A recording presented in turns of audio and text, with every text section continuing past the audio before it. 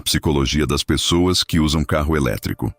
Sabe aquela pessoa que chega num churrasco, não pediu nada, não foi chamada para falar, mas de alguma forma consegue transformar qualquer assunto no motivo pelo qual ela é melhor do que você? Pois é. Agora imagina essa pessoa com um carro silencioso, eficiente, que ela vai mencionar em toda conversa que tiver daqui até o fim dos tempos. Ela não vai falar sobre futebol sem citar o carro. Ela não vai falar sobre o tempo sem citar o carro. Ela vai chegar no churrasco, pegar uma costela, e em algum momento entre a farofa e a sobremesa, você vai ouvir: "Ah, mas no elétrico eu não gasto nada com combustível." Hoje a gente vai entrar de cabeça na cabeça dessas pessoas, porque tem muita coisa acontecendo lá dentro, bem mais do que qualquer bateria consegue armazenar. Mas primeiro, verifique se você já está inscrito no canal, porque nos próximos vídeos teremos uma série de conteúdos para você. Deixa eu te apresentar o Rodrigo. Rodrigo tem 36 anos, trabalha com soluções digitais. O que quer que isso signifique, coloca filtro de luz azul nos óculos mesmo em dia nublado. Tem uma garrafinha de água com infusor de frutas na mesa do escritório.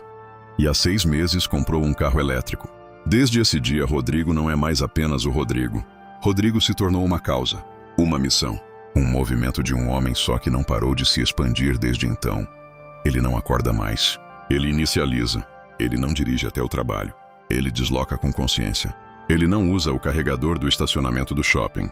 Ele reconecta com o futuro enquanto o mundo ainda dorme. Eu não estou inventando esse vocabulário. Juro que não estou. Esse é o dialeto nativo do dono de elétrico recente. E ele é falado com uma seriedade que você normalmente só vê em documentários sobre monges tibetanos. O Rodrigo de antes falava sobre a vida, sobre o trabalho, sobre o jogo do fim de semana. O Rodrigo de depois fala sobre quilowatt-hora, sobre regeneração de frenagem, sobre o custo por quilômetro rodado comparado ao motor a combustão, com planilha, com gráfico e, se você deixar, com a apresentação de slides numa tela que ele vai puxar do nada. E o mais curioso de tudo, ninguém perguntou. Ninguém nunca chegou pro Rodrigo e disse: "Cara, o que eu mais precisava agora, às 2 da tarde de uma sexta-feira, era de uma análise detalhada da eficiência energética do seu veículo." Mas Rodrigo explica assim mesmo. Rodrigo explica porque Rodrigo sente que tem uma missão. E a missão, como toda boa missão ao longo da história, precisa de audiência. Precisa de convertidos. Precisa de alguém que ainda não viu a luz e que vai ver, queira ou não, antes do fim do almoço. Isso, do ponto de vista psicológico, é fascinante. Porque o carro elétrico virou muito mais do que um meio de transporte para uma parcela significativa dos seus usuários. Ele virou identidade. Ele virou posicionamento. Ele virou a resposta para a pergunta quem você é, antes mesmo que alguém faça essa pergunta. E identidade, diferente de carro, não tem botão de desligar. Não tem revisão anual. E definitivamente não fica quieta num churrasco. Agora vamos falar de algo que a maioria das pessoas não admite abertamente, mas que qualquer um que tenha um Rodrigo na vida já sentiu na pele. Existe uma irritação coletiva, silenciosa, profundamente honesta e, convenhamos, absolutamente compreensível em relação ao motorista de elétrico, não ao carro. A vibe que vem colada nele como se fosse acessório de série. E essa irritação raramente aparece como hostilidade direta. Ela aparece como piada, como sarcasmo de corredor, como aquele comentário no grupo da família que ganha 15 curtidas em menos de 10 minutos porque todo mundo estava esperando alguém falar primeiro. Vai que trava, no meio da rodovia, e você fica lá esperando carregar por 3 horas. Torço para chover forte para ver o que acontece com esse negócio. Lá vem o protetor do planeta com o carro da NASA. Quanto você vai economizar? Umas 2 semanas para pagar a diferença de preço? E todo mundo ri, porque é engraçado. Mas aí vem a pergunta que ninguém para fazer. Por que exatamente é engraçado? A psicologia social tem uma resposta bastante elegante para isso. Quando alguém faz uma escolha que escapa do padrão, especialmente uma escolha que parece vir acompanhada de uma bandeira moral não solicitada, o grupo que ficou no padrão sente, de forma quase automática, uma necessidade de reequilibrar a balança, de nivelar o terreno, de garantir que ninguém fique muito acima de ninguém. E a forma mais socialmente aceita, mais palatável, mais sem consequências de fazer isso é o humor. Rir do elétrico não é só rir do carro. É uma declaração coletiva disfarçada de piada que diz: "Calma, você não é melhor do que a gente. Pode até ter feito uma escolha diferente. Pode até ter uma planilha de custo-benefício salva no celular. Mas você não é melhor do que a gente. E aqui mora um detalhe que é importante não ignorar. Boa parte dessa reação não nasce do ódio, nem da ignorância. Nasce do desconforto. Existe algo no motorista de elétrico, ou melhor, na imagem que foi construída em torno dele ao longo dos últimos anos, que incomoda de um jeito muito específico. Um jeito que combina superioridade percebida com certeza moral não pedida, embrulhados numa camada de entusiasmo que não respeita contexto nem horário. É o combo perfeito para irritar qualquer pessoa que só queria comer a costela em paz. Mas aqui a coisa começa a ficar mais séria. E um pouco desconfortável para todo mundo envolvido. Existe um fenômeno bastante documentado em psicologia chamado dissonância cognitiva. A ideia central é simples. Quando nossas ações entram em conflito com nossas crenças, ou quando as escolhas dos outros jogam luz em algo que a gente preferia deixar no escuro, o cérebro sofre, fica desconfortável. E para aliviar esse desconforto, o cérebro faz o que sempre faz quando não quer encarar algo de frente. Encontra uma justificativa conveniente, rápida e preferencialmente engraçada. Traduzindo para a vida real, quando você vê alguém fazendo uma escolha que, num canto honesto da sua cabeça, você reconhece como razoável, mas que implicaria mudar algo na sua própria vida ou rever uma posição que você já defendeu em público, seu cérebro não diz, talvez eu devesse considerar isso com calma. Seu cérebro diz, mas a bateria dura quanto tempo mesmo? E quando acaba no meio da estrada, não é desonestidade, não é burrice.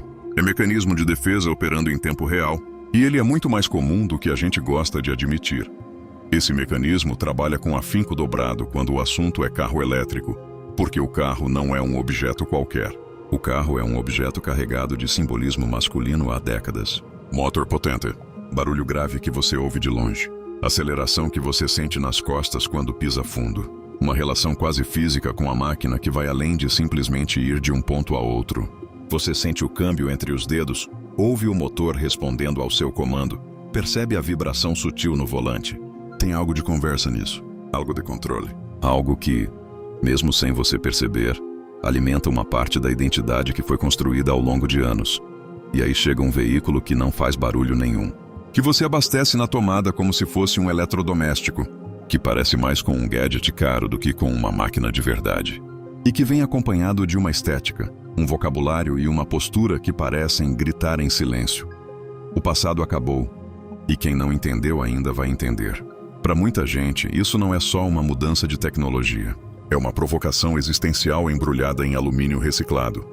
Vamos agora olhar para o lado de dentro, porque existe um fenômeno igualmente curioso acontecendo entre os próprios donos de elétrico, e ignorar esse lado seria desonesto da nossa parte. Quando alguém compra um carro elétrico, especialmente pela primeira vez, existe um período que a gente pode chamar de evangelismo involuntário. Ele descobre os benefícios do veículo, fica genuinamente animado, o que é completamente legítimo, e sente uma vontade quase física de compartilhar essa experiência com o mundo. Até aí, tudo bem. Todo mundo já ficou animado com alguma coisa nova e quis falar sobre isso. O problema começa quando o compartilhamento vira missão permanente.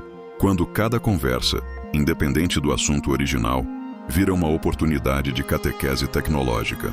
Quando a pergunta inocente, qual carro você tem, deixa de ser uma pergunta e vira um convite não solicitado para uma apresentação detalhada com dados, comparativos e testemunho pessoal de transformação. A psicologia chama isso de identidade de consumo projetada.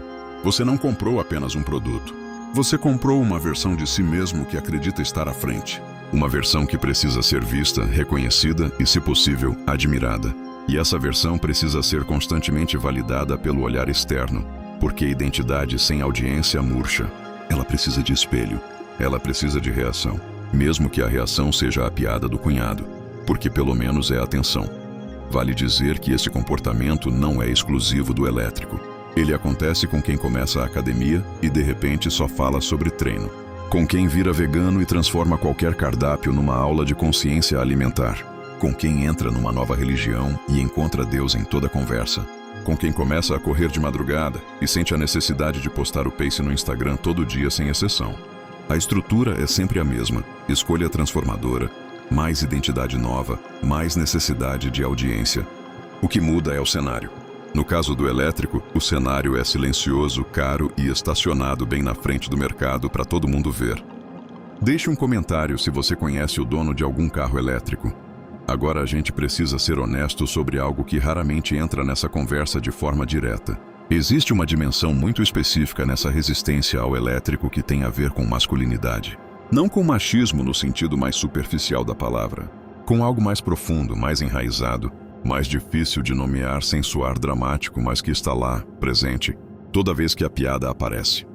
O carro a combustão tem uma relação histórica com o homem que vai muito além do transporte. Ele representa controle sobre a máquina. Representa potência tangível que você ouve e sente. Representa uma habilidade que se aprende, que se transmite, que conecta gerações. O pai ensinando o filho a trocar uma roda.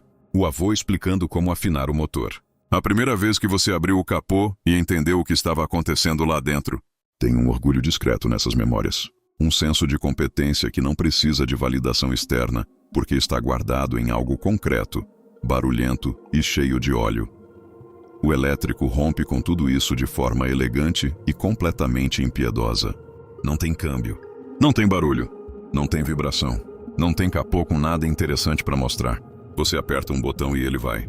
É eficiente, é limpo, é tecnológico e é completamente desprovido de qualquer cerimônia. Não tem ritual. Não tem conversa entre homem e máquina. Tem um aplicativo no celular que te diz a porcentagem da bateria. Para muitos homens, isso não é progresso no sentido emocional da palavra. É uma perda. Não uma perda óbvia, que se nomeia facilmente. Não uma perda que se admite numa roda de conversa. Mas uma perda que aparece disfarçada de piada no churrasco, de ceticismo técnico no grupo do trabalho, de resistência aparentemente racional que, se você olhar de perto com honestidade, tem muito pouco de racional e muito de saudade de algo que ainda não tinha nome. É luto, basicamente. Com o capô fechado e o motor desligado para sempre. E voltando ao humor, porque o humor aqui é sério. O sarcasmo direcionado ao elétrico e ao seu dono cumpre várias funções ao mesmo tempo. É defesa, é pertencimento, é conforto coletivo. Quando um grupo de homens ri junto da ideia do carro que você abastece na tomada como se fosse um celular, o que está acontecendo ali, por baixo da risada, é uma afirmação coletiva de identidade. Nós somos os que entendem de verdade como as coisas funcionam. Nós somos os que não se deixam levar por modinha de rico. Nós somos os pragmáticos, os realistas, os que sabem que o mundo real tem lama, tem estrada sem carregador e tem motor que você conserta com as próprias mãos. Esse senso de pertencimento é genuíno. Tem valor real. O problema é quando ele se fecha sobre si mesmo e começa a recusar informação nova não porque a informação é ruim ou falsa, mas porque ela ameaça a coesão do grupo. Porque admitir que o elétrico tem pontos válidos é, nessa lógica silenciosa, uma pequena traição ao time. E aqui chegamos no ponto central que poucos vídeos sobre esse assunto têm coragem de tocar de frente. Tudo que a gente discutiu até agora, o evangelismo do dono de elétrico, o sarcasmo coletivo, o luto masculino com a perda do ritual do motor, a dissonância cognitiva que vira piada, a identidade de consumo que precisa de palco. Nada disso é no fundo sobre carro elétrico. É sobre como seres humanos lidam com mudança, com ameaça percebida, com a necessidade de pertencer a um grupo que confirma quem você é, e com o medo, raramente admitido, de que o mundo que você conhece e no qual você faz sentido esteja sendo substituído por outro no qual as regras são diferentes. Toda tecnologia, verdadeiramente transformadora na história, encontrou resistência. Apaixonada de pessoas que não eram burras, não eram mal intencionadas, mas que tinham algo a perder com aquela mudança, real ou simbolicamente. E toda tecnologia transformadora também gerou seus fanáticos, seus evangelistas de primeira hora, seus eu disse e vocês não acreditaram, esperando o momento de cobrar. O carro elétrico é particularmente interessante porque ele mexe com um objeto de peso emocional imenso e faz isso de forma completamente silenciosa, literalmente e figurativamente. E silêncio, como a gente já sabe, incomoda. Silêncio ocupa espaço. Silêncio faz perguntas que barulho nunca faria. Deixa a gente voltar ao Rodrigo uma última vez. Rodrigo com seu quilowatt-hora, com seu entusiasmo de converso, com sua vontade sincera de convencer o mundo de que tomou a decisão certa. Rodrigo pode ser chato, pode ser repetitivo, pode fazer você procurar a saída do churrasco mais cedo do que planejava. Mas Rodrigo também pesquisou, calculou, testou e tomou uma decisão que faz sentido dentro da realidade dele. O entusiasmo excessivo é irritante, isso é verdade. Mas a escolha em si não tem nada de absurdo. E no fundo, quando a piada passa, a maioria das pessoas sabe disso. E o grupo que ri do Rodrigo? Esse grupo tem razões emocionais legítimas para sentir o que sente. Ninguém precisa gostar de carro elétrico. Ninguém é obrigado a mudar de carro, de opinião ou de identidade. Mas talvez valha a pena. Da próxima vez que o sarcasmo surgir automático antes mesmo de um pensamento consciente, pausar por um segundo e perguntar de onde ele veio de verdade. Porque às vezes a piada mais rápida é exatamente a menos honesta. Não se esqueça de curtir este vídeo. É muito importante para que o YouTube continue a exibir nosso conteúdo para você. No fim das contas, o carro elétrico é só um carro. Mas as reações que ele provoca, tanto em quem usa quanto em quem não usa, são um espelho bastante revelador de como a gente lida com identidade, com mudança, com pertencimento e com tudo aquilo que, sem perceber, decidimos defender como se fosse parte de nós mesmos. O Rodrigo vai continuar falando sobre autonomia de bateria em todo o almoço possível. O cunhado vai continuar torcendo em silêncio pelo dia que ele ficar parado no acostamento. E os dois, sem perceber, estão fazendo exatamente a mesma coisa, usando um veículo como prova de que pertencem ao grupo certo, de que fizeram a escolha certa, de que são o tipo certo de pessoa. A diferença é que um faz barulho para provar que está certo, e o outro não faz barulho nenhum.